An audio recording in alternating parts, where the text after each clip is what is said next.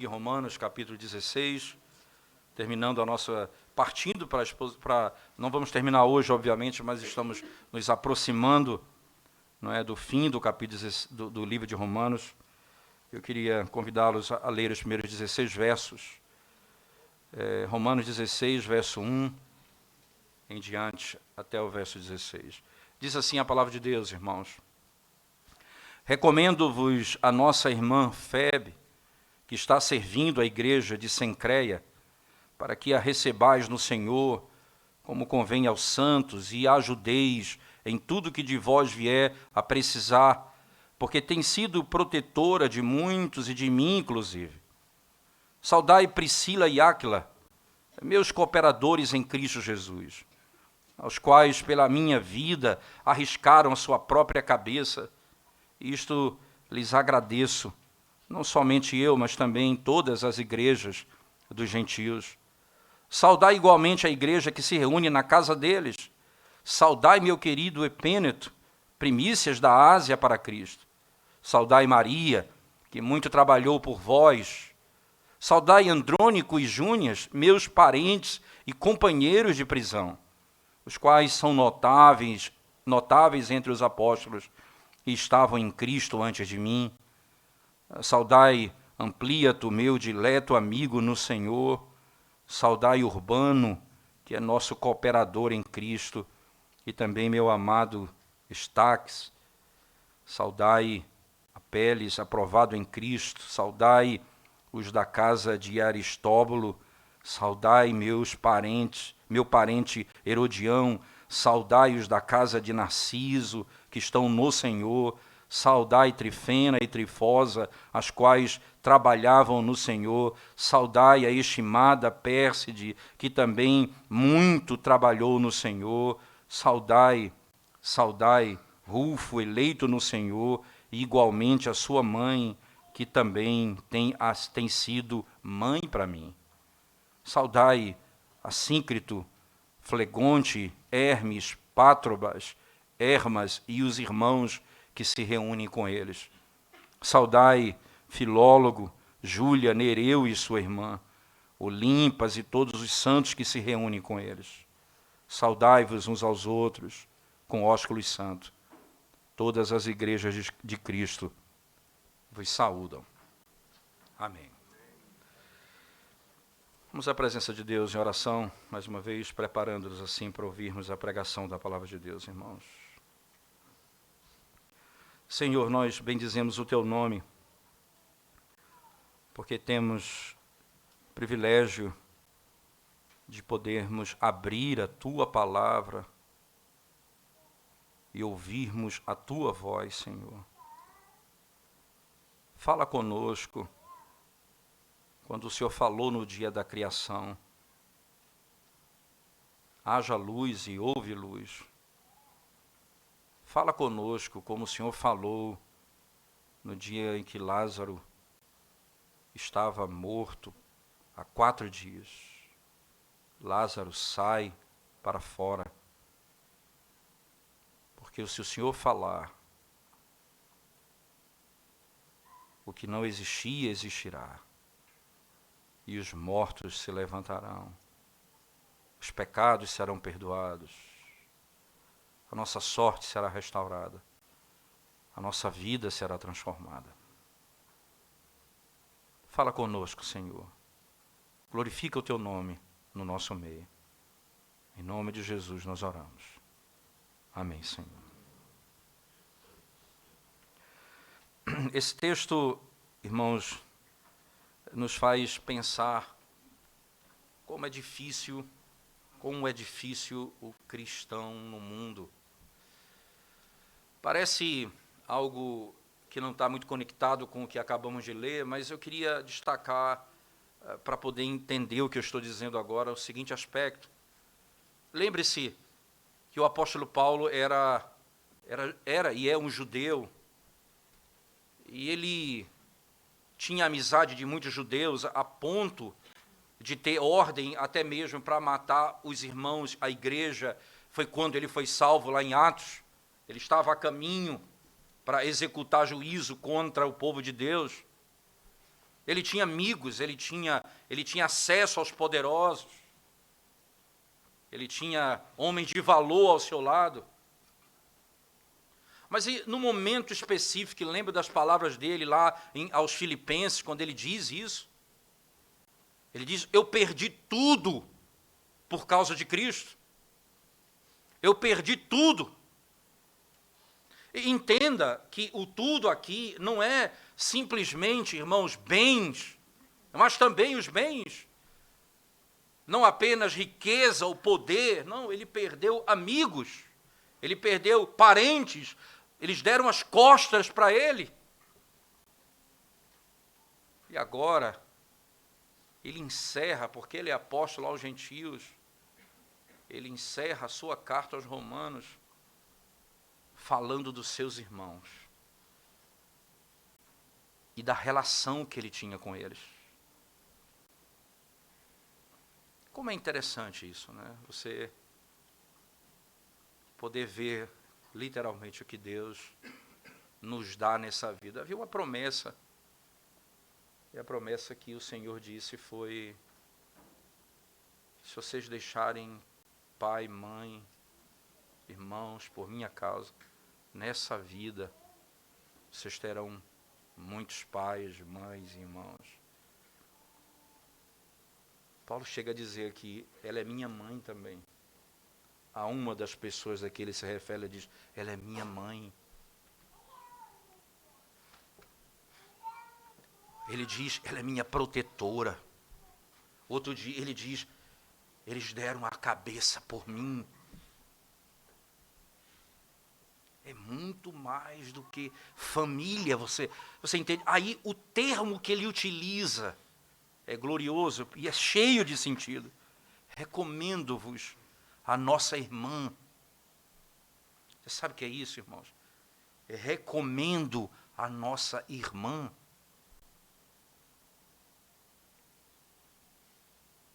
Eu perdi irmãos, eu perdi família. Febe é minha irmã. Ele ainda continua no texto, ele diz assim, na sequência, no verso 3, ele diz, saudai Priscila e Áquila, meus cooperadores em Cristo, os quais pela minha vida arriscaram sua própria cabeça. Na mesma sequência, ele vai e diz no verso 6, saudai Maria, que muito trabalhou para vós. Todas essas pessoas, companheiros de prisão, homens notáveis, saudai Amplíato, meu dileto amigo. Saudai Urbano, nosso cooperador em Cristo. Saudai Peles, aprovado em Cristo. Saudai os da casa de Aristóbulo, saudai meu parente, e aqui ele fala de alguém da sua família, Herodião, saudai os da casa de Narciso, que estão no Senhor. Saudai Trifena e Trifosa, as quais trabalhavam no Senhor. Saudai, saudai, saudai, saudai. Há uma expressão clara, eu estou escrevendo à igreja, eu estou me dirigindo aos irmãos, saudai a esses irmãos. Aí, tais irmãos que, provavelmente, a quem ele se refere, ele tem conhecimento deles, viveu com eles, soube acerca deles, ouviu falar deles, mas experimentou da bondade de Deus por meio da vida deles.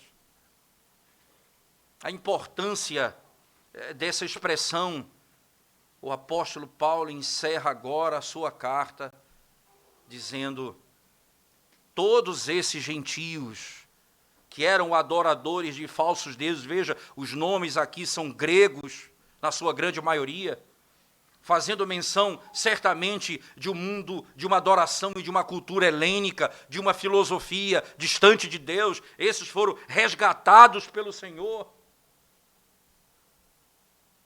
Ele se dirige a esses irmãos, são todos esses aqueles que são chamados meus irmãos. Para que serve? Qual é o ponto da igreja? Você imagina, irmãos, como é que alguém pode imaginar, eu vou ser crente em casa, eu vou ser crente desigrejado, Isso não tem fundamento nas Escrituras Sagradas. Isso é abominação aos olhos de Deus. É verdade que tem irmãos que têm sofrido muito nas igrejas onde eles estão, onde não se ensina a verdade, onde erro e heresia são ensinados. E as pessoas, por não conhecer a verdade, se afastam achando que não tem mais lugar para cultuar. Nós deixamos tudo para fazermos parte de um corpo. Eu não deixei tudo para ser um indivíduo somente. Eu deixei tudo para ser parte de um corpo. Os irmãos, a igreja de Cristo. Todos esses irmãos provaram das doutrinas ensinadas pelo apóstolo Paulo até aqui. E quais foram elas? Todos estavam mortos nos seus delitos e pecados. Todos estavam condenados pela lei de Deus. Paulo diz, não havia ninguém que fizesse o bem, não há um justo sequer, todos foram condenados, todos estão extraviados, todos se perderam. E aí ele diz, pela justiça de Cristo, pela fé em Cristo, esses homens podem ser restaurados. E ele prega a doutrina da justificação pela fé, a doutrina da santificação, a doutrina da adoção, a doutrina da perseverança. Todos estão em Cristo, agora foram feitos irmãos em Cristo. Consequentemente, esses irmãos vivem no mundo e eles são conhecidos por isso, pelo modo como eles vivem o Evangelho nas suas realidades. Quem são cada um desses? Né? Interessante, quando você vai ler o comentário de Calvino sobre esse texto, logo, não é o sermão, mas o comentário dele, quando ele inicia o verso 1, ele diz, ora, depois de ter tratado de muitos assuntos na carta de Paulo aos Romanos, olha que é muito assunto mesmo, aí ele diz, esse é um momento tranquilo, não há muito problema, eu vou falar pouco desse texto, porque não há muito problema para resolver aqui. Calvino disse isso. Parece que não tinha muito problema mesmo, talvez na época dele, mas hoje, por causa desse texto, nós temos alguns problemas doutrinários que precisam ser ajustados e compreendidos melhor aqui com base nesse texto sagrado.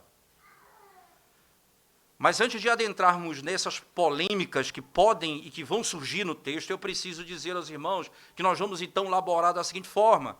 Nós vamos trabalhar os blocos do texto segundo cada um e segundo a característica de cada um.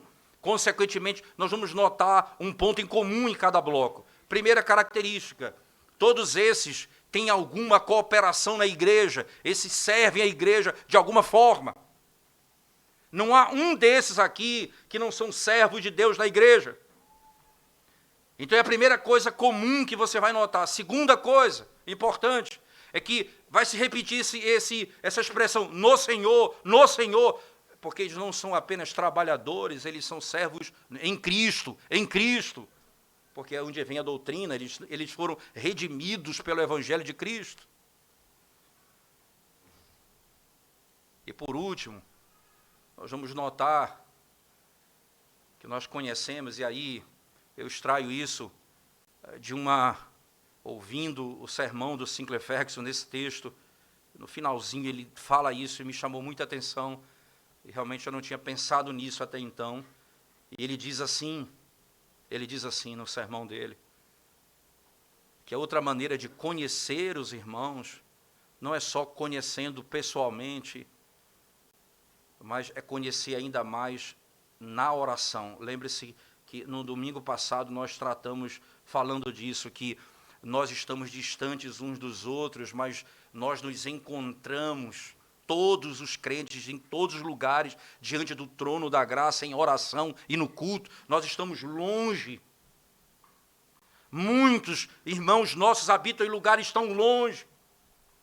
Muitas pessoas que estavam no nosso meio hoje moram em outro país, em outra cultura, mas nós nos encontramos sempre, sempre aos pés de Cristo, diante do trono da graça, continuamente.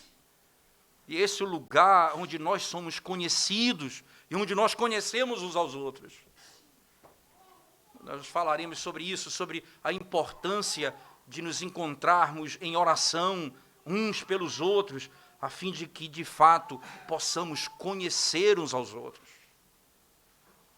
Então, no primeiro momento, perceba o primeiro aspecto, né, o que cada um faz, qual é a característica de cada um. Voltemos, então, ao texto do verso 1 do capítulo 16. Por favor, Paulo diz assim,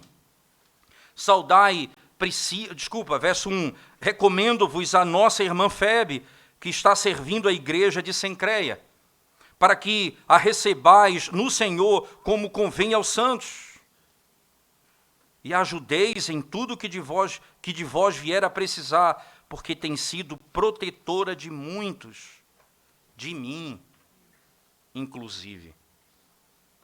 Protetora de muitos, de mim, inclusive. Recomendo-vos a nossa irmã Febe.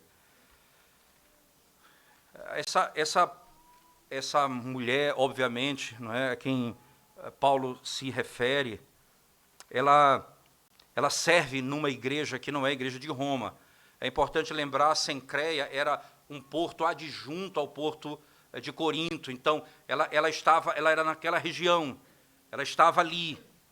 Ela servia a igreja na região. Ela era uma mulher, provavelmente, se discute muito, né? Não se sabe muito, mas provavelmente era uma viúva, era uma mulher de posse, de alguma riqueza.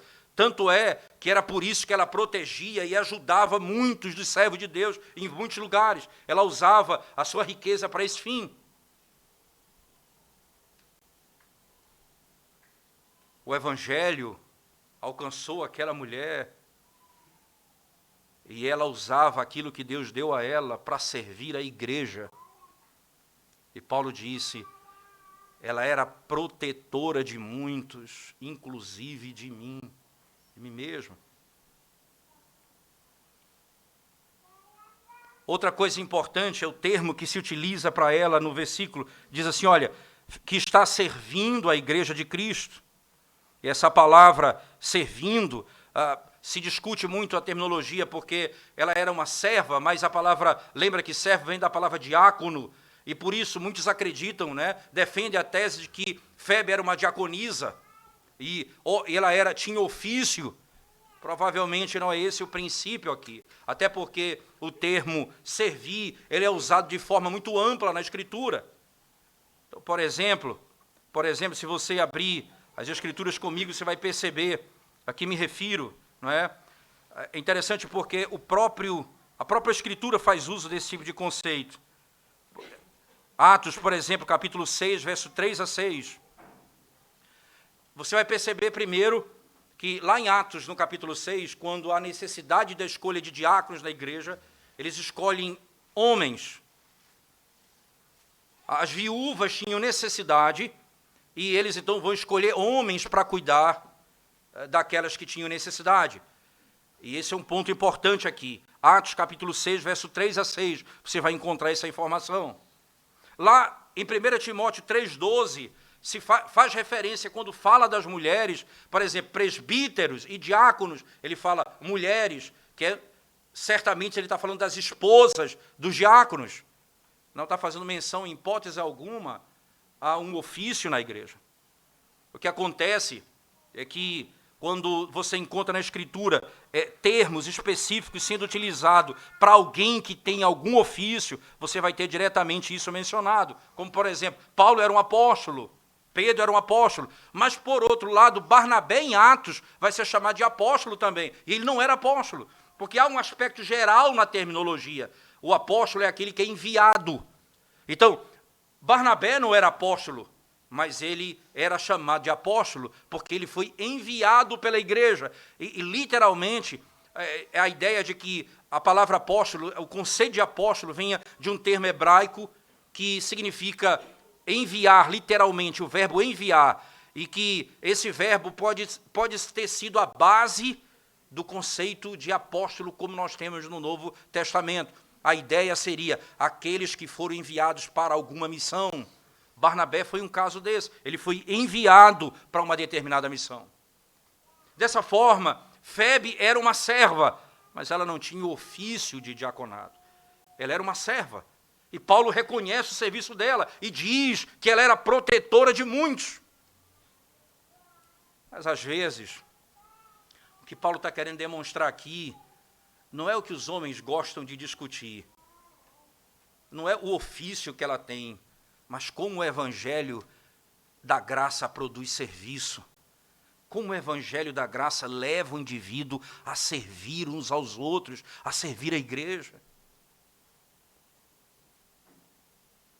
Essa mulher, conhecida no texto como Febe, Paulo diz, recebam essa mulher. Verso 2, para que a recebais no Senhor, como convém aos santos. Entenda essa terminologia que é comum, no Senhor. Né? Isso é uma linguagem paulina. Ele escreve, por exemplo, a carta aos Efésios, ele fala que nós devemos casar no Senhor, educar no Senhor, trabalhar no Senhor. Isso é uma linguagem própria. Nós que estamos unidos a Cristo. E aqui é um serviço próprio da relação com Cristo e a sua igreja. Ela trabalhava para a igreja, ela servia a igreja, como convém aos santos, e a ajudeis em tudo que de vós vier a precisar. E é interessante que alguns comentaristas vão afirmar, quando Paulo diz, ajudem ela aí, é porque certamente ela foi resolver algum negócio em Roma. Alguns até acreditam que ela levou a carta. Não se sabe exatamente disso. Mas o fato é que ela chega diante da igreja com essa recomendação de Paulo. Ajude em tudo que ela precisar. Ela vai chegar na cidade para resolver algumas questões. Ela vai precisar de ajuda. Ajudem. Aí Paulo vai mostrar a razão. Sabe por quê? Porque tem sido protetora de muitos, e de mim inclusive. Essa mulher, ela usa os seus recursos para socorrer aos irmãos, proteger aos irmãos. Perceba como que o evangelho da graça, ele não discute se o indivíduo tem um ofício, mas ele inequivocamente produz serviço, amor, obediência, trato, respeito uns pelos outros. Isso é uma reação imediata do evangelho. Como é exatamente que o evangelho tem afetado a minha relação com o dinheiro?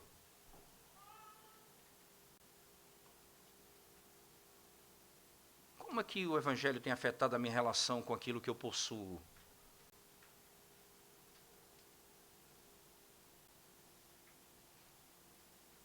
O que Paulo diz acerca dessa mulher de Febe ela é protetora.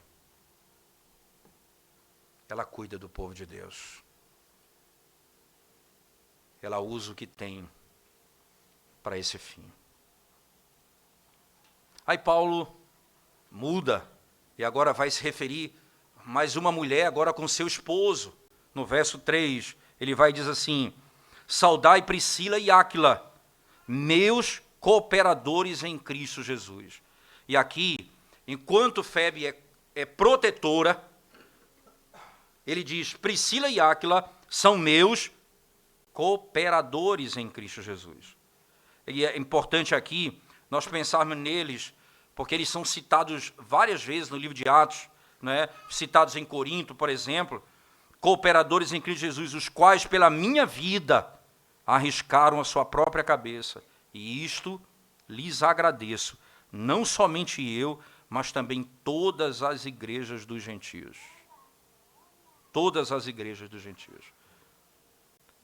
Paulo diz, ora, o que eles fizeram por mim foi para o bem da igreja, porque me mantendo vivo, lutando pela minha vida, eu pude servir a igreja pregando o evangelho ainda mais. Toda a igreja dos gentios agradece esse casal. Febe servia com o que ela possuía, Priscila e Áquila, com o ensino da palavra. Esse é um texto importante porque muitos querem utilizar esse texto para dizer que a mulher pode ser pastora na igreja ou pode até mesmo pregar debaixo de autoridade de pastor. Esse princípio não tem fundamento na Escritura em lugar algum, mas você tem o máximo que você encontra na Escritura, é o que você tem aqui com Priscila e Áquila.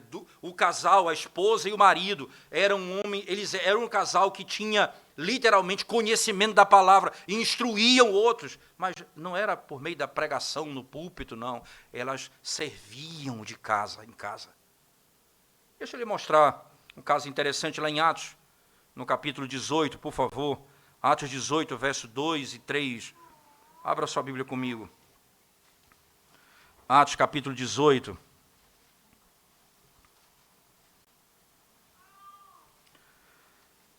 A partir do verso 1, ele diz assim: depois disto, deixando Paulo Atenas, partiu para Corinto. Lá encontrou certo judeu chamado Áquila, natural do Ponto, recentemente chegado da Itália, com Priscila, sua mulher, em vista de ter Cláudio decretado que todos os judeus se retirassem de Roma. Paulo aproximou-se deles e, posto que eram do mesmo ofício, passou a morar com eles e ali trabalhava, pois a profissão deles era fazer tendas. Ora, eles não tinham outra profissão. Segundo Paulo, eles trabalhavam com tendas. Eles não eram ministros da palavra, eles eram pessoas que trabalhavam com tendas. E assim como Paulo tinha o mesmo ofício, Paulo fazia tendas para não ser pesado a ninguém. Ele disse isso na primeira carta dele aos Tessalonicenses, no capítulo 3. Mas aqui, particularmente, eles têm o ofício, eles trabalham juntos para o seu próprio sustento. Acontece algo bem interessante. Num outro momento na história do livro de Atos, você tem um momento em que Apolo está pregando e Priscila e Áquila estão ali ouvindo ele pregar e ficam impressionados com a habilidade dele, com o conhecimento que ele tinha. Mas ele não tinha algum entendimento do evangelho ainda. Ele não conseguia compreender ainda a obra do evangelho. Foi o que eles fizeram, pegaram Apolo, levaram para casa e lá passaram a instruí-lo para que ele se tornasse poderoso pregador da palavra, não apenas na eloquência ou na capacidade, mas agora fazendo a interpretação de Cristo correta no texto sagrado. Por isso Paulo afirma, eles são meus cooperadores. Eles dedicavam tempo a isso. O evangelho da graça os alcançou. De Febe foi feita uma serva que usava o seu recurso para proteger os seus, os que amavam o evangelho. De Priscila e Áquila se tornaram cooperadores de Paulo. Foram capazes de colocar a própria cabeça a prêmio para salvar a vida de Paulo. Eles davam a vida pelo evangelho.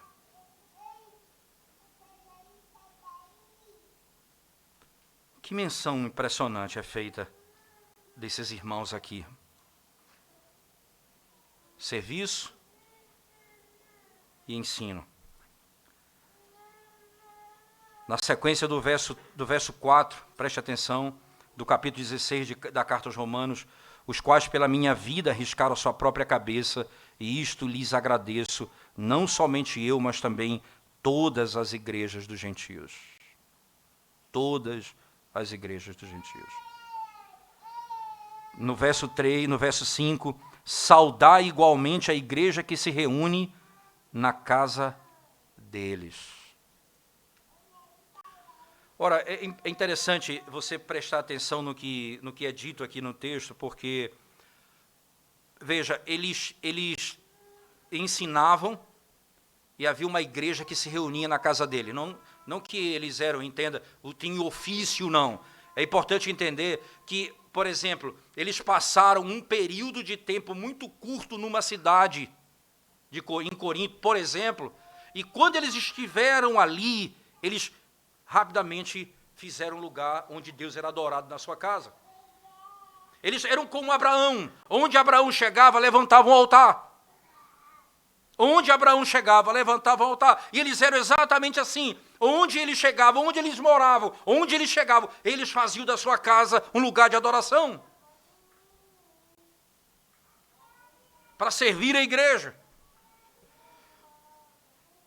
E é importante frisar aqui que esse trabalho de casa, é interessante que nós, a igreja moderna, ela encontrou o caminho de Atos. Então, aí começa aquelas teorias, né? A igreja em células, igreja no lar, igreja em casa, porque é livro de Atos. Começa toda uma estrutura de conceito em cima disso. Qual o problema com esse conceito? É porque, na realidade, as pessoas querem fazer isso, mas se esquece que, primeiramente, eu preciso fazer da minha casa um culto doméstico, isto é, eu não quero cultuar Deus com a minha família, eu quero fazer uma igreja na minha casa. A grande bênção que Deus fez com esse casal era que a casa deles era um lugar de adoração a Deus, e isso servia para todos aqueles que estavam naquela região também adorarem ao Senhor. Não é iniciar uma denominação na minha casa, não é uma igreja na minha casa. É a minha casa. É o primeiro lugar onde nós ensinamos a verdade. É na minha casa onde nós primeiramente levantamos o altar a Deus. Se nós não queremos fazer isso, certamente nós não teremos condições de servir a igreja. Isso é tão claro que eles pegaram Apolo e trouxeram para casa, para instruí-lo em casa. Porque ouviram ele pregando, gostaram, mas perceberam alguns erros doutrinários. Chamaram Apolo e levaram para casa, onde as coisas eram ensinadas em casa. O que o Evangelho tem feito com a sua casa? O que você tem feito da sua casa depois que Cristo entrou na sua vida? Depois da graça de conhecer o Senhor?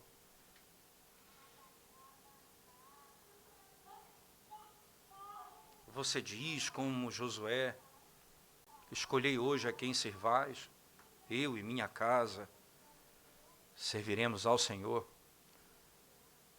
Sabe por quê, irmãos? Os puritanos costumavam dizer que se acabar as estruturas da sociedade e ela se contaminar com o pecado, se a igreja se corromper com o pecado, vai sobrar a minha casa, e aqui nós não vamos abrir mão de adorar a Deus, a igreja na minha casa. É aqui. É dentro da minha casa.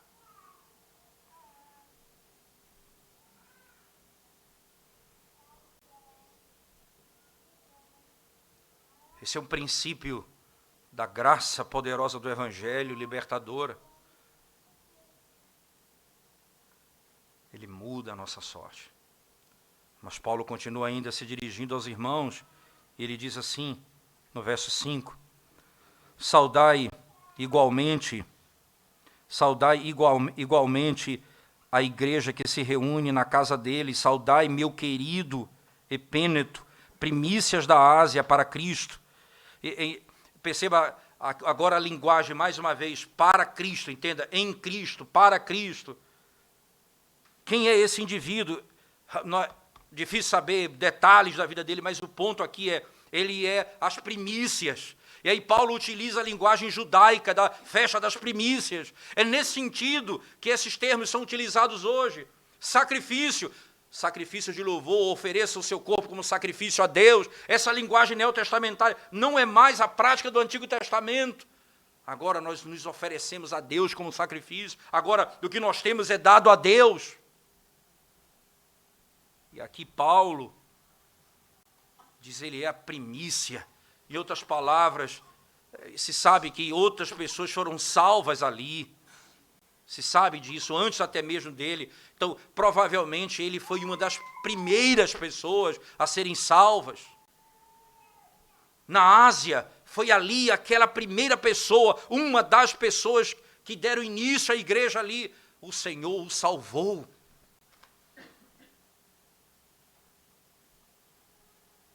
Imagina, a palavra primícias, irmãos, é o que é oferecido a Deus.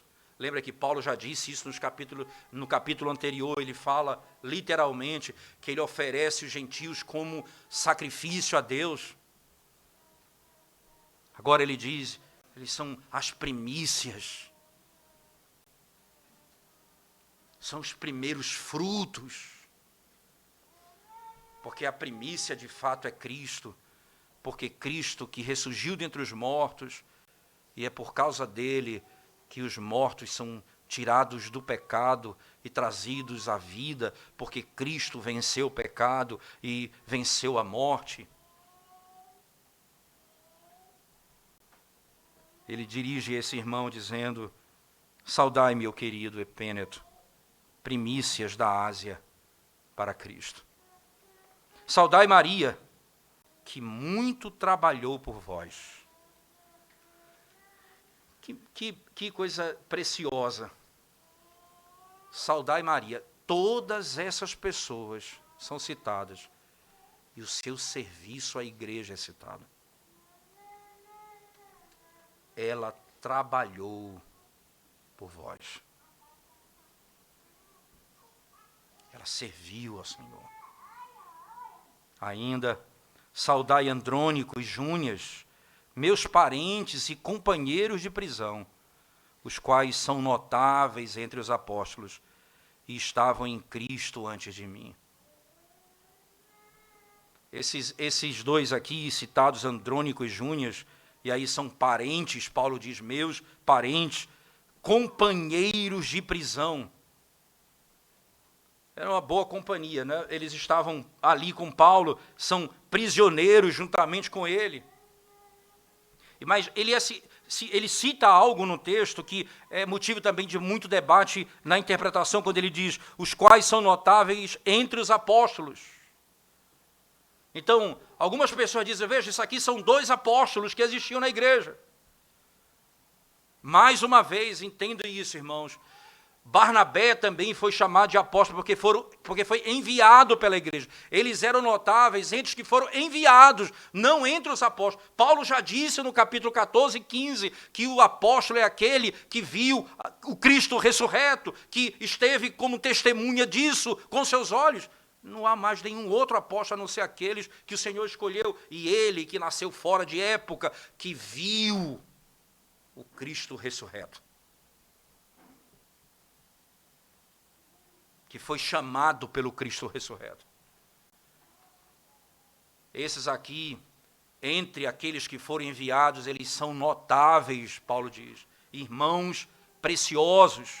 Ainda ele continua, saudai Amplíato, meu dileto amigo no Senhor.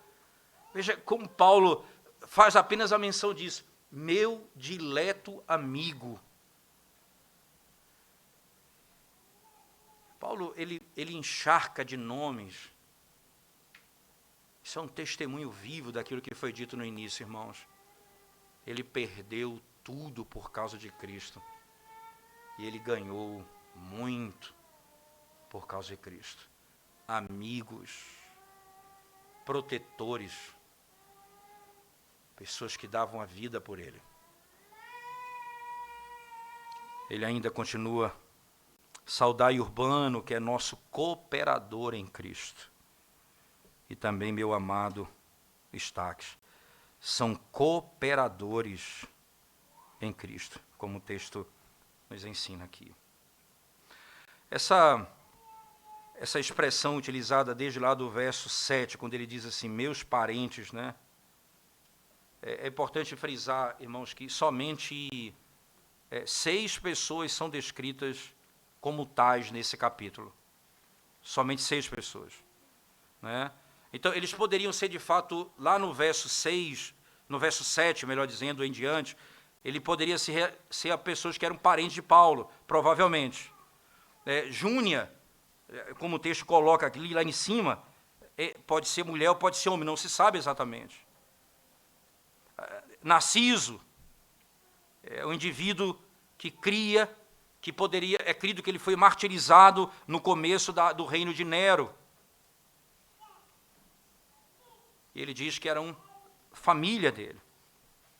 Pessoas que ele não apenas, entenda, pertencia à sua família de sangue, mas agora conhecia Cristo e era dobrada a honra, porque agora eles são seus irmãos, não apenas no sangue, mas em Cristo. Daí a expressão, meus parentes e companheiros de prisão, os quais são notáveis entre os apóstolos e estavam em Cristo antes de mim. Eles conheceram a Cristo antes de mim.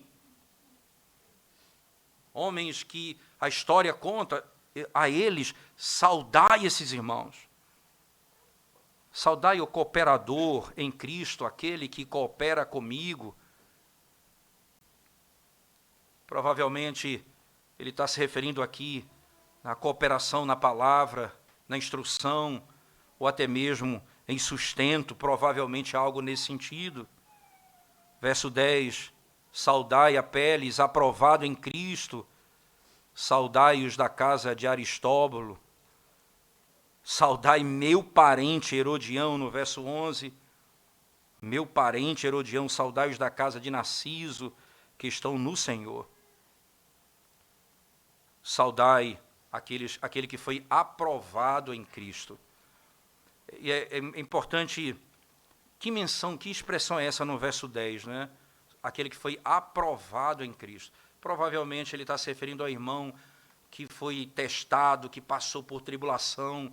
É o que talvez Tiago disse, uma vez testado, ou sendo provado, tendo sido aprovado. E é o que ele está dizendo, ele foi aprovado, passou por muitas lutas e foi aprovado pelo Senhor. Fala com ele, saudai. Saudai-os da casa de Narciso, que estão no Senhor. Todos eles, esse é o ponto, no Senhor, no Senhor, no Senhor. Saudai Trifena e Trifosa, as quais trabalhavam no Senhor.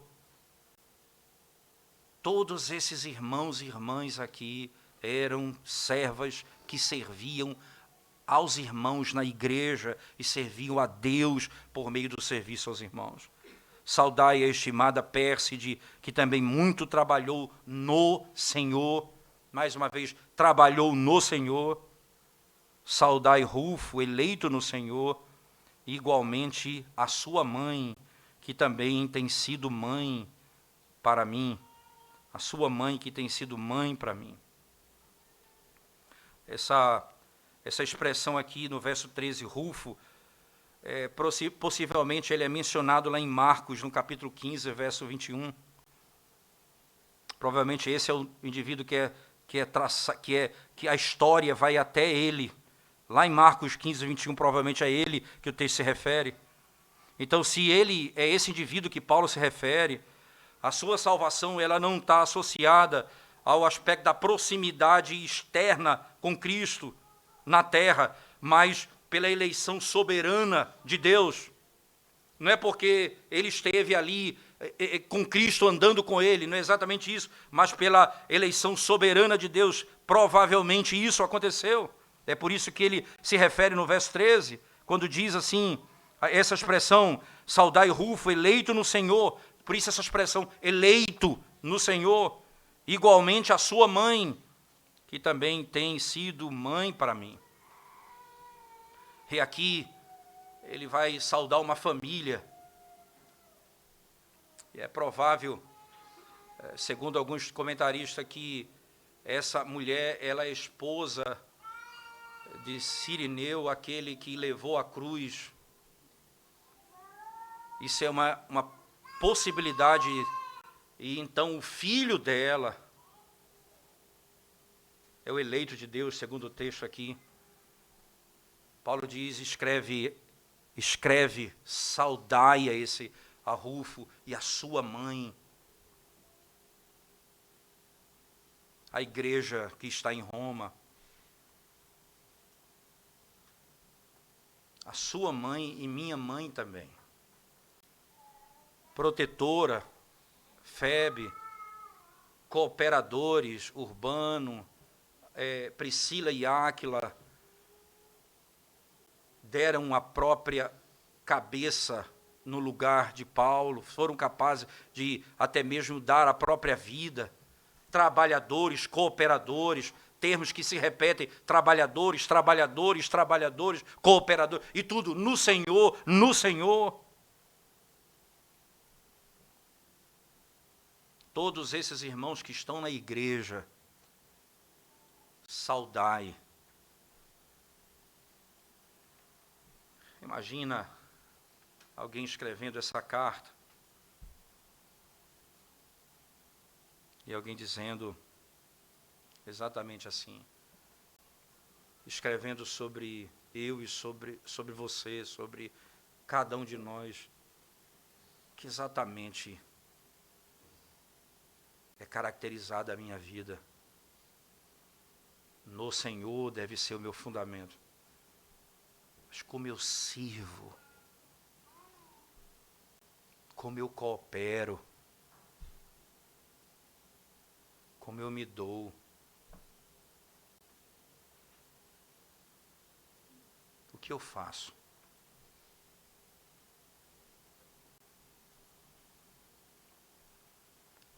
É estranho porque normalmente as pessoas vêm à igreja para serem servidas, não para servirem.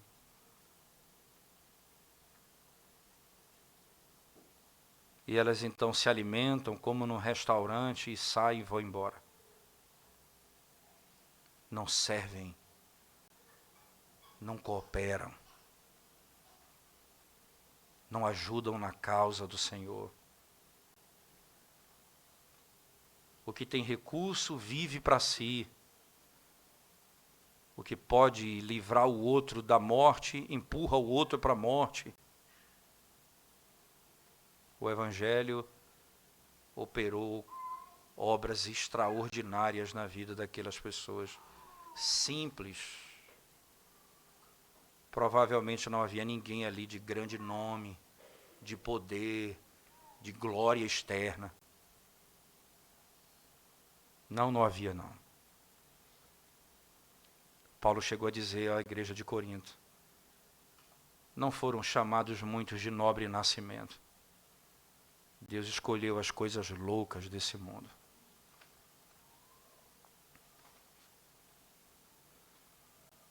Ele encerra o texto no verso 16, ou melhor, no verso 16 dizendo, saudai-vos uns aos outros,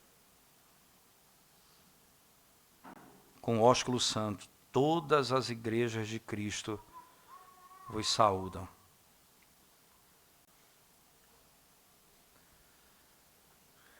A santidade é tão clara, irmãos, aqui,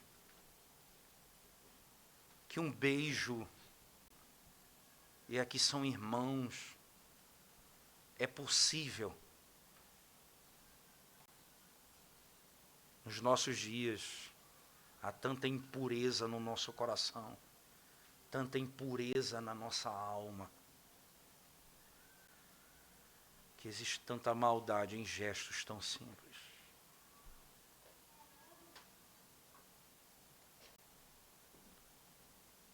Se nós não conseguimos colocar o pescoço para salvar a vida do outro, imagina olhar para o outro sem olhar com imoralidade.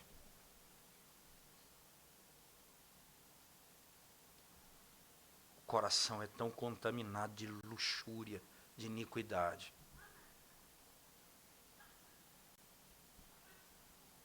Paulo diz: saudai-vos uns aos outros com ósculos santos. E é interessante essa expressão, que literalmente é um beijo, o ósculo santo é um beijo.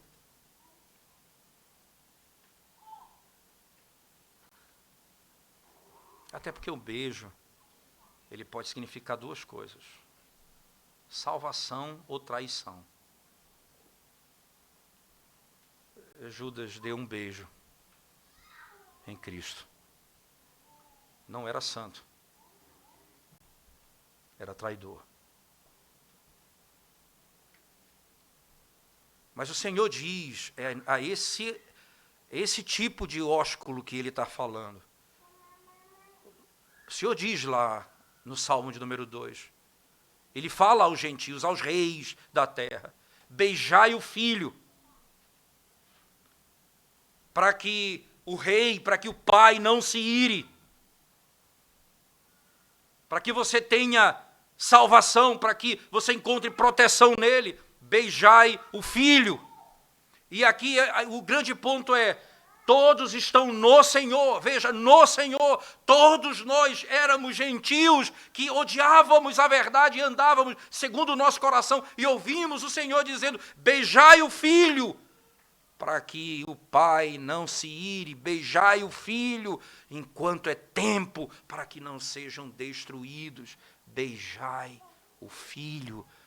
Os que beijaram o filho vão olhar uns para os outros, e devem fazê-lo, e devem lutar no coração como irmãos. Saudai-vos uns aos outros. Paulo chega a escrever à igreja, irmãos, Paulo escreve a Timóteo na primeira carta. Ele diz assim, ele fala a Timóteo: quando você falar com uma mulher mais velha, fale como se fosse sua mãe. Mais jovem, como se fosse sua filha, sua irmã.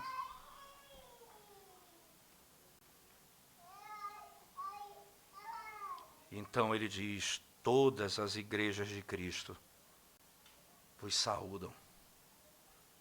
Saudai uns aos outros. E todas as igrejas de Cristo, espalhada pelo canto da terra, vos saúdam.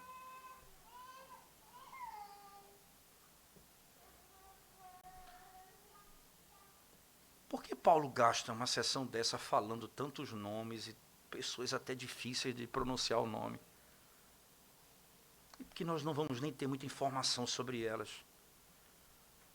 A primeira coisa tão séria e importante é saber que isso tem a intenção de mostrar como cada uma delas serviam ao Senhor com aquilo que Deus lhes havia dado pelo poder do Evangelho.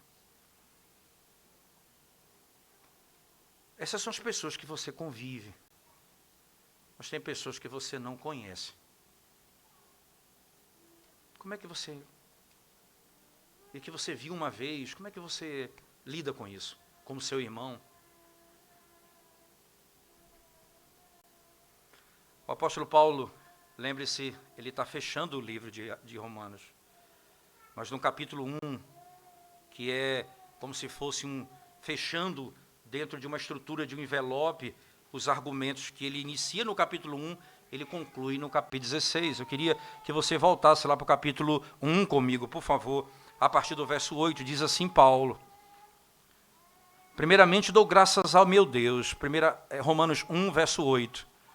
Primeiramente dou graças a meu Deus, mediante Jesus Cristo, no tocante a todos vós, porque em todo o mundo é proclamado a vossa fé.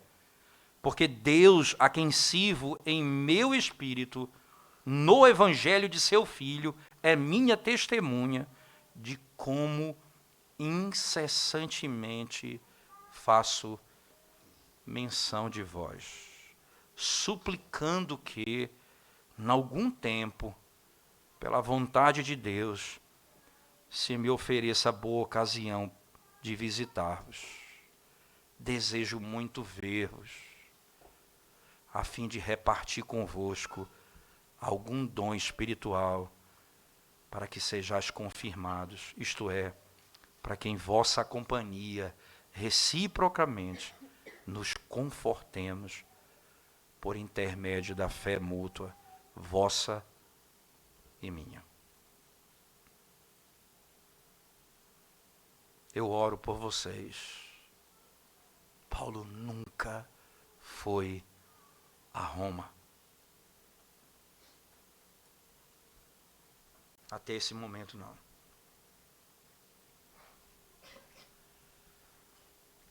Siglifex ainda diz uma coisa bem interessante. Ele conta uma experiência que ele teve com John Stott, um dia. Ele, em 1971, ele foi ordenado ao Sagrado Ministério. E foi o ano que eu nasci. Foi quando Siglifex foi ordenado ao Sagrado Ministério, 1971. E nesse dia, foi pregar na igreja dele, John Stott. E ele disse que foi buscá-lo num carro que era como o carro do Mr. Bean, ele fala isso literalmente. Um carrinho como o carrinho do Mr. Bean. Ele foi, então, dirigindo com John Stott na região onde ele foi pregar, ali na Escócia.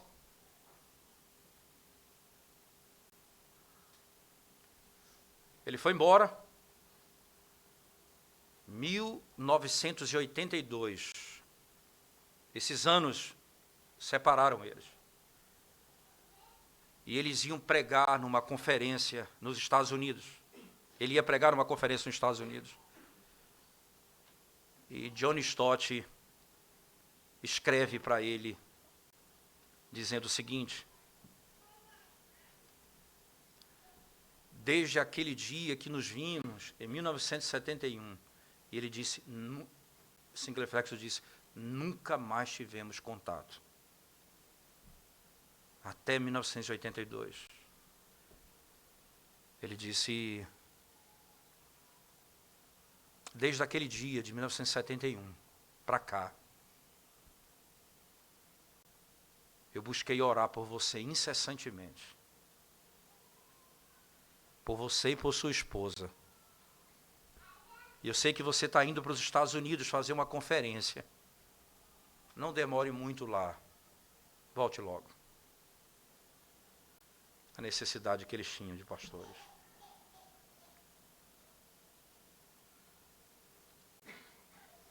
Onze anos. Não tinham contato. Mas um fazia menção do outro. Especialmente John Stott, fazia menção de Siglifex diante do trono da graça por 11 anos, sem ter contato um com o outro.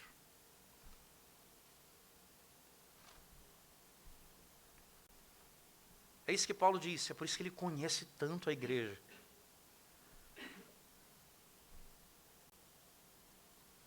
Quando nós sentamos para falar dos outros, da vida da pessoa, é mais fofoca do que qualquer coisa. Quando nós sabemos alguma coisa da vida de alguém, ou conhecemos alguém, o lugar para conhecer essa pessoa é diante do trono da graça. Ele começa o capítulo 1 em Romanos dizendo, verso 8, eu não cesso de fazer menção de vós. Eu conheço vocês.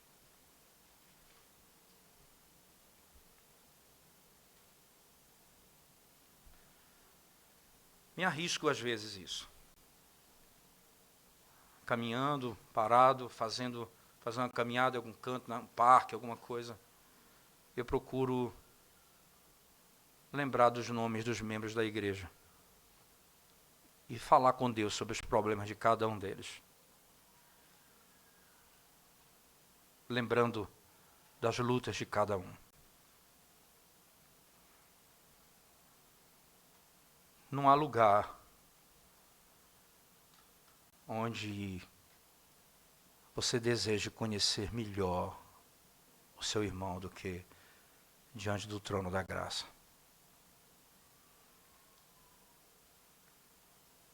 Talvez nós nunca mais nos veremos, porque Deus nos levará, ou porque você vai para algum lugar que eu não vou vê-lo mais. Mas por que não orar por você? E por que não pedir a Deus por você? Esse é o anseio de quem quer conhecer. Nós não vamos ter amizade simplesmente porque nos reunimos para comer uma pizza, ou porque nós vamos para uma churrascaria juntos. Você quer ver a amizade. Não é só o que vai para a churrascaria, não. Mas o que se encontra diante do trono da graça, fazendo menção um do outro a Deus constantemente. Irmãos que nós vamos conhecer. E nós vamos procurar saber sobre a vida dele. A igreja de Cristo em todo canto vos saúda. Você que está no Senhor, irmãos, o que exatamente você faz para servir a igreja de Cristo? Você ora uns pelos outros?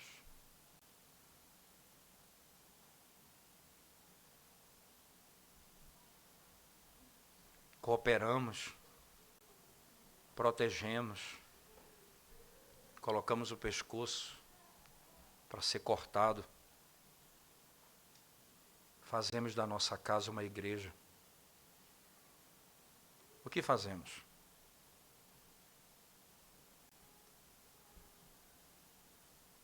Essa igreja de Cristo, que é poderosamente transformada por esse Evangelho. É assim que nós devemos viver. Conhecidos pelo que o Evangelho em Cristo fez por nós. E como isso afeta a nossa vida no dia a dia. Vamos curvar nossa cabeça. Vamos orar ao Senhor. Ah, Senhor Deus, nós te damos graças, Senhor, porque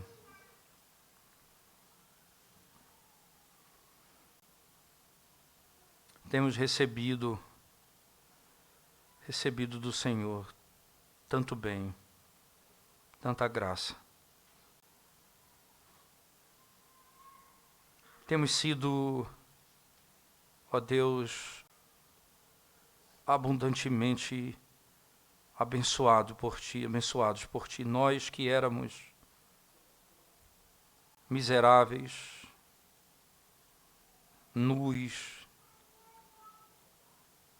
cegos. O Senhor nos deu a Tua graça e nos vestiu com a vestimenta da justiça de Cristo. Abriu os nossos olhos para compreendermos a glória do Teu Evangelho.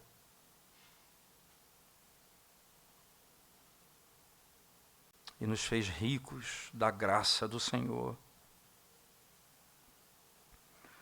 Ensina-nos, ó Deus, a amarmos a Tua igreja e a servirmos a Tua igreja, ao Teu povo, ó Deus, de todo o nosso coração, para a glória do Senhor.